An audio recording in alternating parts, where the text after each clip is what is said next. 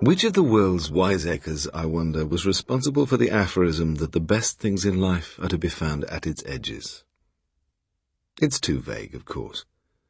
So much depends on what you mean by best and edges. Most of us prefer the central. It is safe. You know where you are. But amusing? Well, hardly. Quite so, as my friend Mr. Bloom would have said. But then Mr. Bloom has now ventured over the borderline. He is, I imagine, interested in edges no longer. I've been reminded of him again, as if there were any need, by an advertisement in the Times. It announces that his house, Montresor, is for sale. This charming freehold residential property, 38 acres, the matured grounds of unusual beauty, I don't deny it.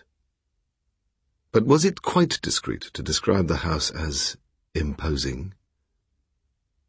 A pair of slippers in my possession prompts this query.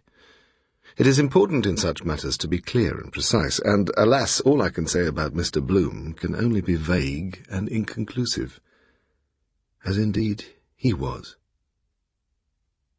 It was an afternoon in May. I'd been to see a friend who, after a long illness, was now creeping back into the world again.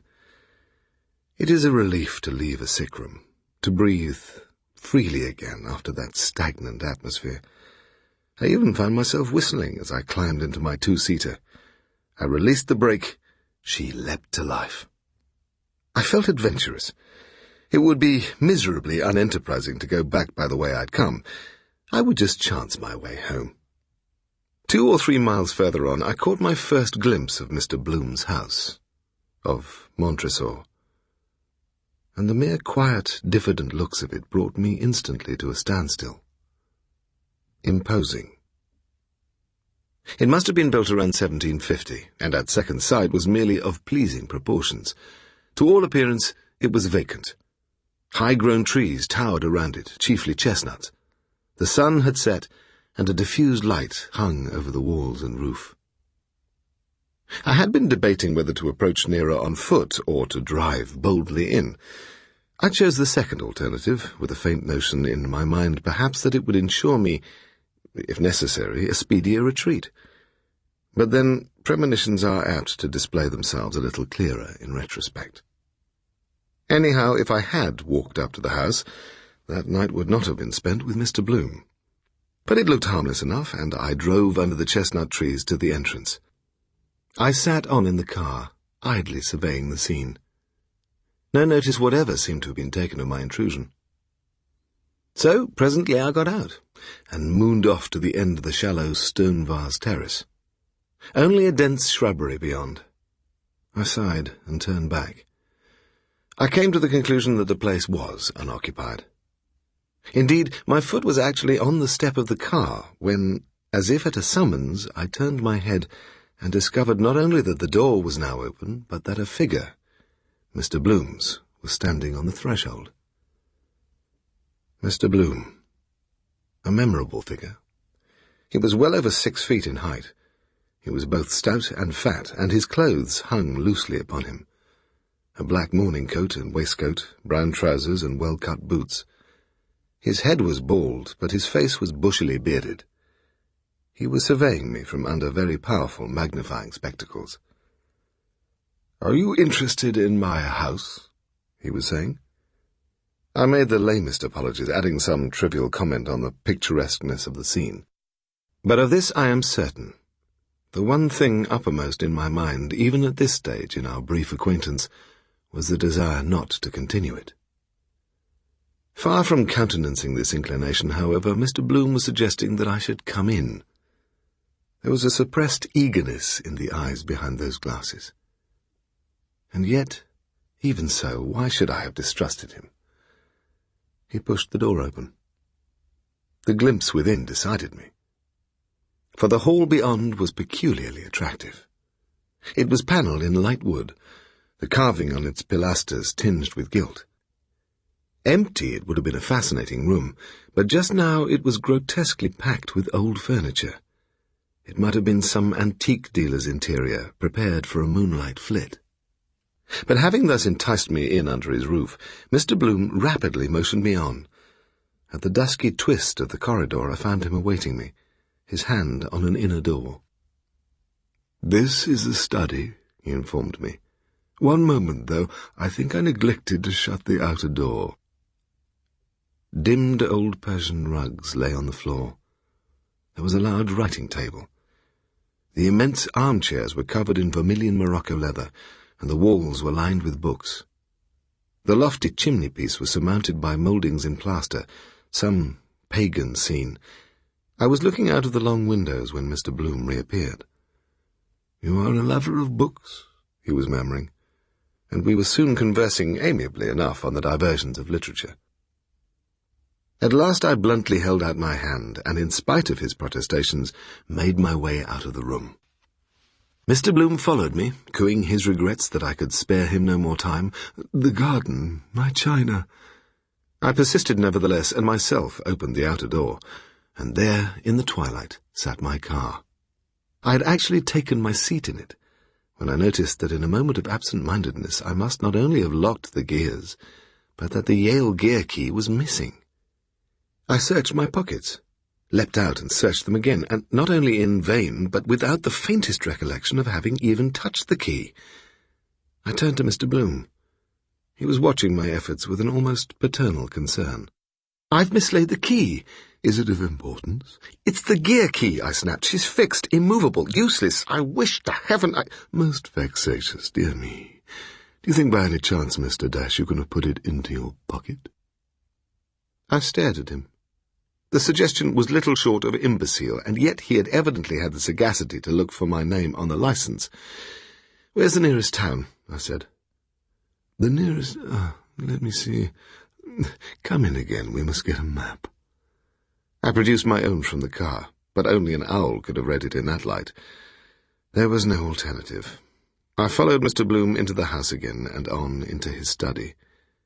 He lit a couple of candles, and we sat at the writing table and examined the map. The position was ludicrous. Montresor was miles from the nearest village. I folded my map and sat glooming. "But why be disturbed?" he entreated me. "Why, a misadventure, but of no importance. You will give me the pleasure of being my guest for the night. Say no more." I protested, and once again began searching my pockets. "Ah, I see what is in your mind. Think nothing of it. Yes. Comforts, convenience curtailed, I agree. But my good housekeeper always prepares a meal sufficient for two. Mere habit, Mr. Dash. And I will forage for myself." He beamed. "As a matter of fact, I am preparing to leave," he told me, "as soon as it is convenient. Meanwhile, I camp on the ground floor. It amused my secretary, this system of picnicking, poor fellow, at least for a while." He came to a standstill on the threshold of the room into which he was leading me. Candles burned on the oak table set for our evening meal. "I must explain," he was saying, "that my secretary has left me. He has left me for good. He is dead." He glanced over his shoulder into the corridor. "I miss him. On the other hand, we mustn't allow our personal feelings to interfere with the enjoyment of what I'm afraid is a lamentably modest little meal." It was by no means a modest little meal. Our cold bouillon was followed by a pair of spring chickens, the white sauce on their breasts adorned with fragments of cucumber, truffle, and mushroom. There was an asparagus salad, and neighbouring it were silver dishes of meringues and a wine jelly thickly clotted with cream. Champagne was our only wine. Between mouthfuls, Mr. Bloom indulged in general conversation of the exclamatory order. It covered a pretty wide autobiographical field. He told me of his boyhood in Montresor. The estate had been in his family for 2 centuries. For some years he'd shared it with his 3 sisters, all now dead. By the time we'd set to work on some camembert cheese, Mr. Bloom's remarks about his secretary had become almost aggrieved. "He was of indispensable use to me in my work. Indispensable. We differed in our views, of course. No human beings ever see perfectly eye to eye on such a topic. In a word, the occult. He laid his left hand on the table. "We succeeded in attaining the most curious and interesting results from our little experiments. I could astonish you." I tried in vain to welcome the suggestion. "My own personal view," he explained, "is that his ill health was in no way due to these investigations. My secretary, Mr. Dash, was found dead in his bed. That is, in his bedroom. Speaking for myself, I should prefer to go quickly when I have to go at all. You will agree, my dear sir, that to see eye to eye with an invalid for any protracted period is a strain. Not a happy youth, ever, but still meaning well. We shared the same interests. He had his own views, but was at times exceedingly obstinate about them. He had little staying power." He refilled his glass. "You know the general process, of course." And he forthwith embarked on a long and tedious discourse concerning the uses of the planchette, of automatic writing, table tapping, and all the other paraphernalia of the spiritualistic sales. Nothing I could say or do, not even deliberate yawning, had the least effect on Mr. Bloom's fluency. Lung trouble appeared to have been the cause of his secretary's final resignation. But if the unfortunate young man had night after night been submitted to the experience I was now enduring, boredom alone would have accounted for it. The cascade of talk suddenly ended. Mr. Bloom fixed me in silence under his glasses. "You yourself have possibly dabbled a little in my hobby?" I had indeed. In my young days, my family had possessed an elderly female friend, a Miss Allgood. She was gaunt, loquacious, and affectionate, and she had a consuming interest in the other world. I hear her now. On the other side, my dear Charles. Another plane, Charles. I used to go to tea with her occasionally, and she would bring out the little round table and the wine-glass and the cardboard alphabet, and we would ask questions of the unseen, and she would become flushed and excited, while she urged me now to empty my mind and now to concentrate, and we enjoyed astonishing revelations. These spiritualistic answers to our cross-examination were at the same time so unintelligibly intelligent and yet so useless that I had been cured once and for all of the faintest interest in the other side. I explained this to Mr. Bloom. I don't say that you get nowhere, but my personal opinion is that the whole business is a silly and dangerous waste of time. His eyes never wavered. Quite so, but not exactly. Nowhere, it may be. And then as I sat looking at him, his face went out, so to speak. It became vacant. The unspeculating eyes remained open, but he, Mr. Bloom, was gone. And for perhaps 2 minutes I sat there in a solitude I do not covet to experience again. Yet, as I realized even then, Mr. Bloom had succeeded in this miserable maneuver merely by a trick. The next instant his bluish eyes became occupied, and he looked at me with a leer of triumph. He gave me no time to reflect on this piece of buffoonery. So, he was informing me, shut us up or shut us down. We are what we are. And what you've been saying, my dear Mr. Dash, amuses me. Extraordinary. Most amusing. Quite so. Like a fool I mentioned Miss Allgood.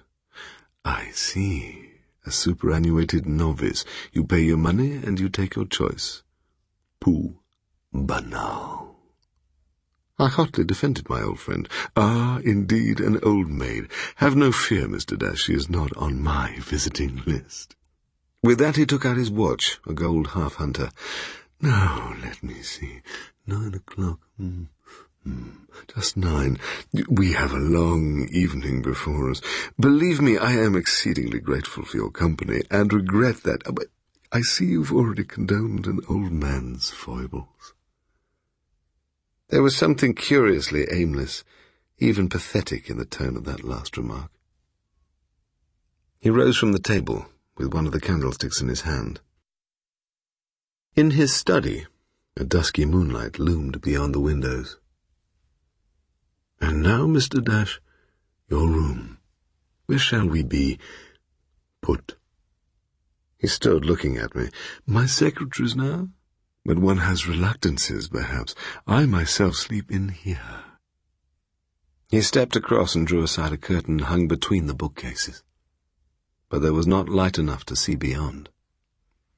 The room, I propose, is also on this floor, so we should not, if need be far apart. Eh? What think we? Well, now, come this way. He led me out to a room along the corridor. It was a bed and a sitting room combined, and its curtains and upholstery were of pale purple. The bed was in a corner by the window, and there again the dusky moonlight showed. This was the last place on earth. These walls, these colours, this bookcase, that table, which Mr. Bloom's secretary had set eyes on before setting out, not to return. How's that, then? My host watched me. I mumbled my thanks. Capital, cried Mr. Bloom. Eureka! My only apprehension. Well, you know how sensitive people can be. I leave you reconciled, then, my dear Mr. Dash. You will find me in the study. He lit the candles on the writing table and withdrew. I took one of the candles and glanced at the books. They were chiefly of fiction and a little poetry. On the writing table were a couple more, and a black book, its cover stamped diary, and on the flyleaf, S.S. Champneys.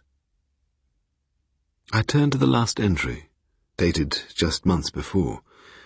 Just a few scribbled words. Not me, at any rate. Not me. But even if I could get away for... The ink was smudged, a mere scrap of handwriting, and that hasty smudge of ink. They resembled an incantation. I shut the book and turned away. To my astonishment, a log fire was burning handsomely in the grate when I returned to the study, and Mr. Bloom, having drawn up two of his voluminous armchairs in front of it, was now encased in one of them. "I hope," was his greeting, "you found everything needful, Mr. Dash. In the circumstances, not that you wouldn't find a complete trousseau in the wardrobe. My secretary, in fact, was inclined to the foppish. No blame, no blame. Fine feathers, Mr. Dash." It is, thank heaven, an unusual experience to be compelled to spend an evening as the guest of a stranger one distrusts. Mr. Bloom did his best to make himself amusing. We discussed music and art. We talked of chance and dreams and disease and heredity, edged on to woman, and skated rapidly away. In the midst of a discourse on the progress of human thought, he suddenly inquired if I cared for the game of backgammon. "And why not? Or solitaire, Mr. Dash, a grossly underestimated amusement." But all this badinage, these high spirits, were clearly an elaborate disguise. He was keeping it up, to keep me up. And his attention was divided. One, at least, of those long, hairy ears was cocked in another direction. And at last the question that had been on my tongue most of the evening popped out almost inadvertently. I asked if he was expecting a visitor. At the moment, his back was turned on me. He was rummaging in a cupboard for glasses to accompany the decanter of whisky he had produced. His head turned slyly. "A visitor? Here? No? You amuse me. Callers? Oh, thank heaven, not so. You came, you saw, but you did not expect a welcome. The unworthy tenant of Montresor took you by surprise, confess it. And why not? What if you yourself were my looked-for visitor? What then? Yes, I agree. I was on the watch. Patiently. In due time your charming little car appears at my gate. You pause. I say to myself, here he is. Company at last. Discussion, powwow, even controversy, perhaps. Why not? I step downstairs, and here we are. I assured Mr. Bloom that if it had not been for the loss of my key, I shouldn't have stayed 5 minutes. He chuckled. Howard, are we not forgetting that such little misadventures are merely part and parcel of the general plan? What general plan? Mr. Dash, pray let us no longer treat each other like witnesses in the witness box. Have a little whiskey? Pure malt? A tot? One of the few exasperating things about my poor secretary, Mr. Champneys, was his aversion to alcohol. His own word.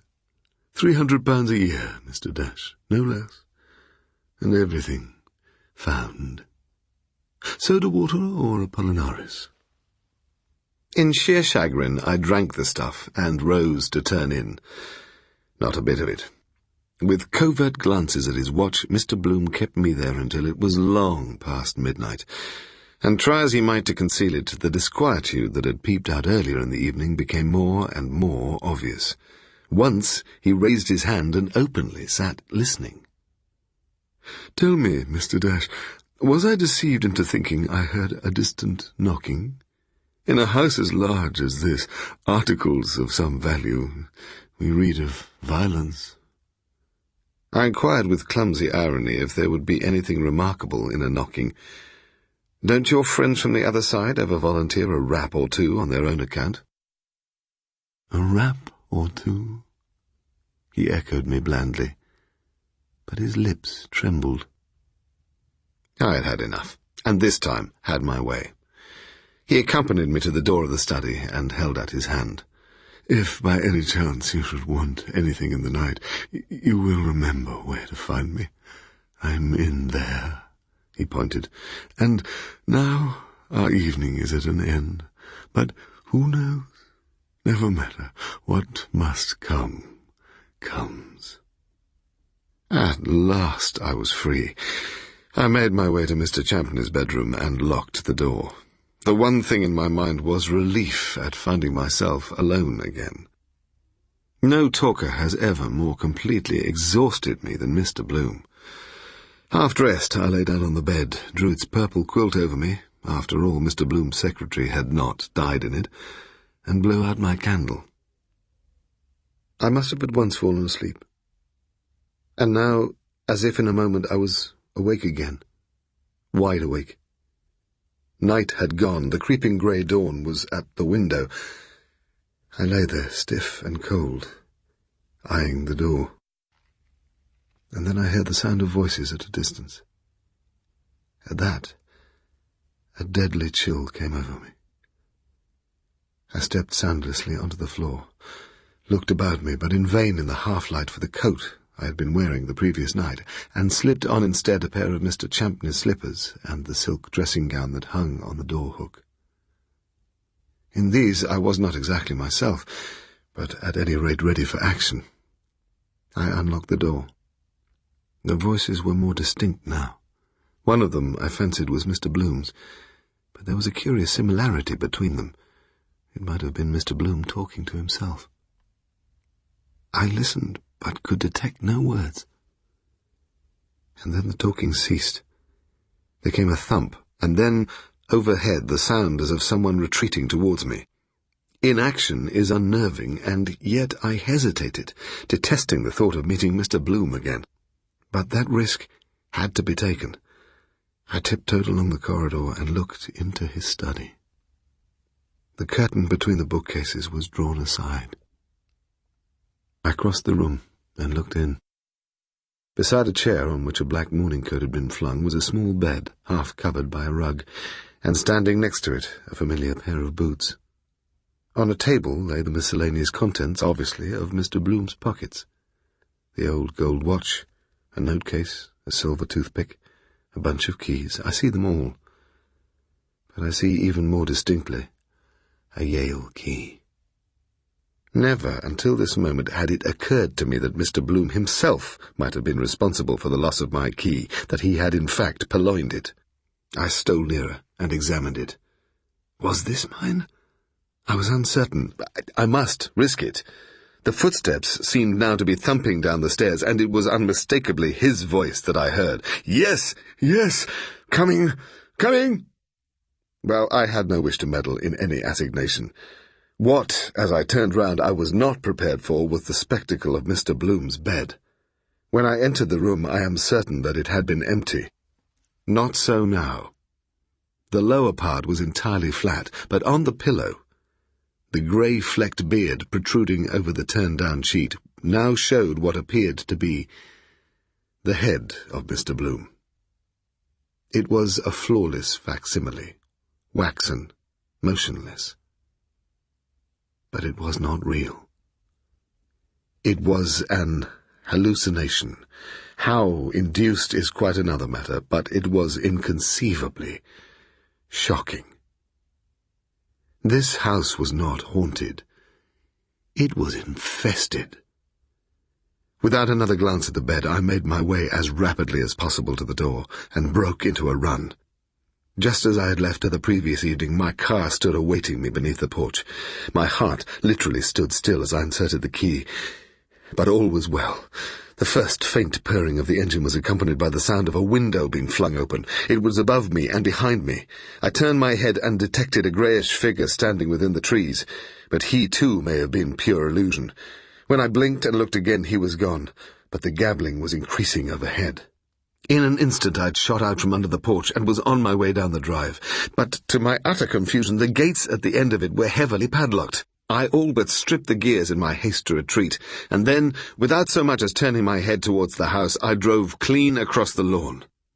In 5 minutes I must have been nearly as many miles from Mr. Bloom's precincts. It was fortunate perhaps the day was so early. Even the most phlegmatic of constables might look a little askance at a motorist desperately defying the speed limit in a purple dressing gown and red Morocco slippers.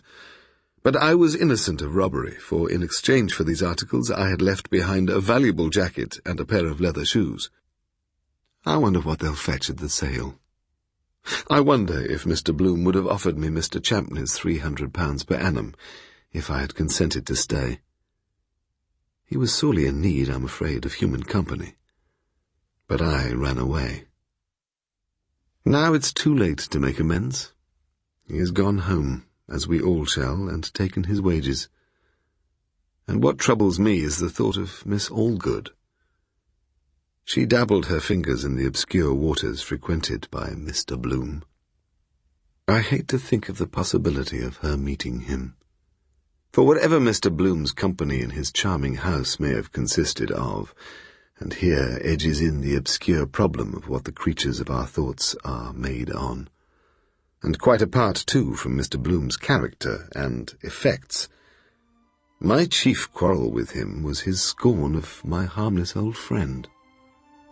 I would like, if only I could, to warn her against him. Those affectionate, saddened, hungry eyes.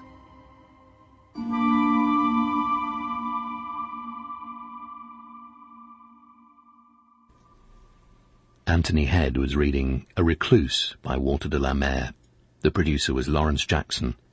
And we'll have another ghost story by Walter de la Mare tomorrow.